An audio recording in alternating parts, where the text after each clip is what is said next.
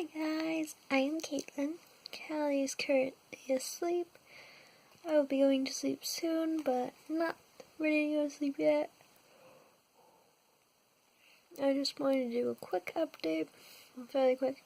So, yesterday, the 7th of December, I went for a GI follow-up with my GI doctor, and I went there. He was very pleased with everything. He said that the best results I had my treatment the past Thursday, about almost 2 weeks ago now, I think. I had my treatment, and he said he tested my hemoglobin. I can't pronounce it very well. He said that was the best results. He said it was wonderful. He was very happy with that. I have no clue too much of what he was saying, but I thought it was good. But he said that was pretty good. He said my inflammation levels were a bit high, but that was because we're not sure why. We think I was a little constipated, but we're just gonna watch it. But he was pleased with my iron levels. He was pleased with pretty much everything. And he gave me the thing, I'm in remission. I'm in remission.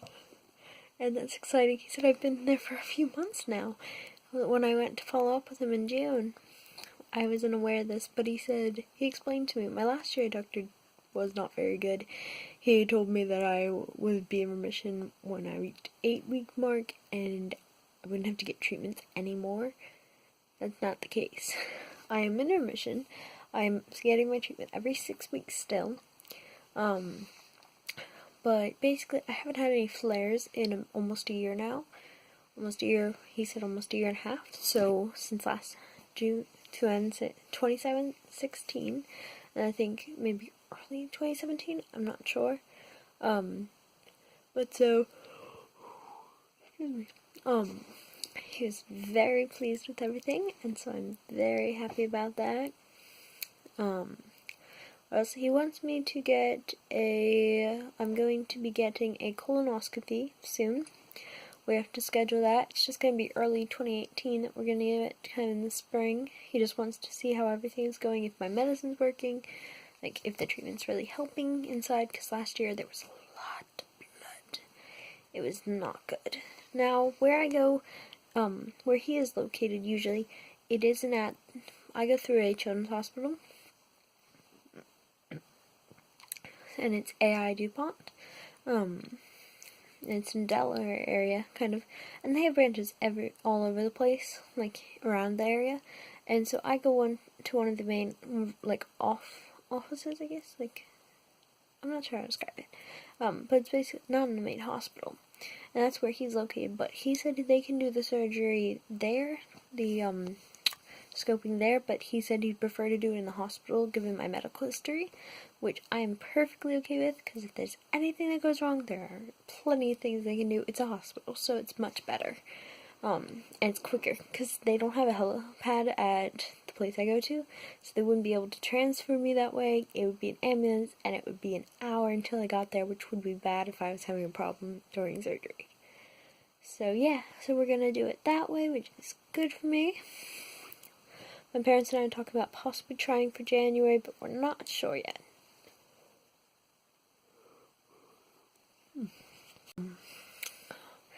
But so that was exciting. And then we had to go yesterday. When I was leaving the office, I was excited, and they had a therapy dog there. She was so cute. Her name was Roxy, and she was a cockapoo, I believe that she said to us. And she was, I believe, 10 years old or 11 years old. No, 12 years old. I was close. But it was interesting. The woman, her handler, was telling me about how her son has Crohn's disease. But they caught it when he was, I think she said 12. Yeah, he was 12, but he had a very mild case, so they didn't give him treatments or anything. They just watched it, kind of, and told him a diet. And she said that she wishes he had the treatments, because he had to end up getting parts of his intestines removed as an adult. I'm like, that is not good. I'm just glad that I have a medical team that is so on top of my Crohn's and making sure that I don't get that bad, but things are looking up for that dude, and so I'm happy about that. And everything went smoothly until I got home yesterday. My dog Cole, he started acting around 8 o'clock at night. He started like breathing really heavy, he was shaking, he couldn't stop shaking, he kept having like spasms, and his head started getting really hot. His stomach felt like there was a hole almost in it, and he started to really have problems, and he started to become unresponsive.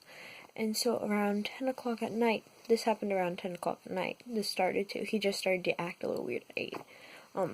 My mom, sister, and I ended up taking him over to about a half an hour away, 40 minutes away, to an emergency vet, because it was late and our regular vet was not open. And so we took him there. He was terrified. He wasn't aggressive, thankfully. Like, sometimes he'll do that if he's really scared. He'll be like, leave me alone. But he was just terrified. He wanted to run. He was so scared. Apparently he wet himself and went poo when they were trying to take x-rays, because they originally thought he might have had bloat, which would have been horrible. And panicking because we didn't know what was wrong with him. But we're thankful because thankfully it was not bloat. Trying to see. Thankfully it was not bloat. They took the x-ray, everything looked good. The vet, I didn't really like her all that much. She kept calling my dog Cole a freak and a wimp when he was scared. I'm like, he was traumatized as a pup by a vet that was not nice to him. So leave my dog alone, and he was in pain. She said that he was a wimp for crying. He had a toenail that was kind of split, and it looks like she had ripped part of it off when she said that it was hanging off, barely hanging on. She took him back to try to remove it, and she came back, and she said that it was just kind of a little, like, split in half of it. It was fine. But when I looked at it when we got home, it wasn't at all like what it was when we were at the vet. So I'm like, what did she do? But we could hear him all the way across the building crying, which was really aggravated me. I wanted to run through all the walls and punch the person in the face. I'm sorry. I don't like hearing my puppies crying. I'm sorry. Especially since I didn't like her that much. She wasn't very nice.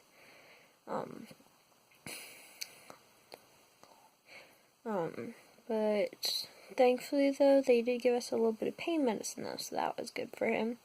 We have enough to get him through for about a week, I think, and he's only needed to take 2 pills since we got home last night. She said that he did have a hernia, but she said that he does have a hernia, but she thinks it's been there his whole life. And we were like, it hasn't been, because we've been with him his whole life. She was like, well, it has. He just might not have noticed it. I'm like, no, we noticed. We can tell. We always give him belly rubs. We can tell. And it's something different. She was like, well, he might have just gotten it recently and it healed over. I was like, it causes him pain every time we touch it, so I don't think so. So we're going to take him to the vet soon. I don't think my vet can get us into, now it's the weekend, but, now it's about the weekend, so we can't get to the vet because she has no weekend hours. But so we're going to try to get him into the vet this week if he's still in discomfort. But he has pain medicine, which is good.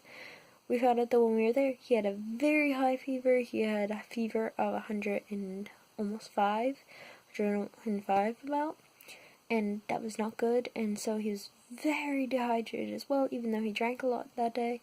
And so they put this thing under his skin. It looked like a balloon. It was really creepy. It was like this thick. It freaked me out because they just gave us his leash and went back to like get paperwork, and we were like, wait, what's going on? We thought he had like an allergic reaction because they didn't tell us what it was that we were getting for him. Because they said either the IV fluids or the other stuff, but the IV fluids were too expensive. And we were gonna do if we needed to, but we couldn't because she said that it would be better.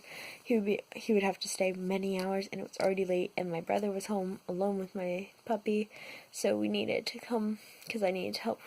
I had to go because I needed help with Cole, but we got this thing under his skin. It was very creepy, and it did not smell very well. It was like leaking, but it didn't smell like it. But we've just been kind of watching him. I stay up until right now.